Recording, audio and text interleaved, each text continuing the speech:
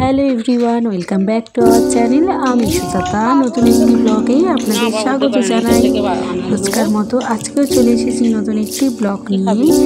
আজকে সকাল সকাল আমি আর আমার সোনা দুজনে মিলে বাজার করতে গেলাম। সেখান থেকে নিয়ে এলাম হাঁসের ডিম। আজকে হাঁসের ডিমের কষা কষা হবে। এদিকে সোনা খেলতে শুরু করে দিয়েছে, ওর দুষ্টুমি করতে শুরু করে দিয়েছে। বেশি হয়ে যাচ্ছে কিন্তু তোর।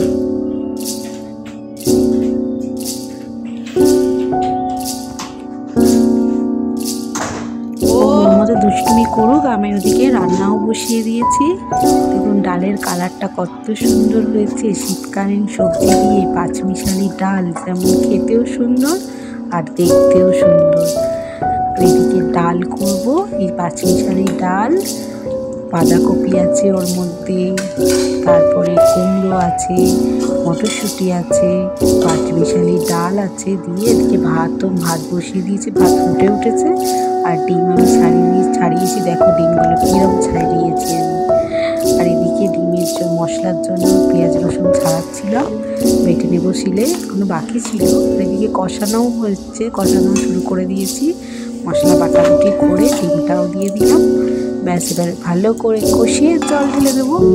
একদম কষা কষা রান্না হবে হাঁসের ডিমের ঝোল। ঝোল না, কষা কষা হবে। আজকে গ্রেভি খাবো, তার জন্য আজকে ডাল করেছি আর কষা কষা, আর কিচ্ছু রান্না করিনি। স্যালাড তো থাকবেই।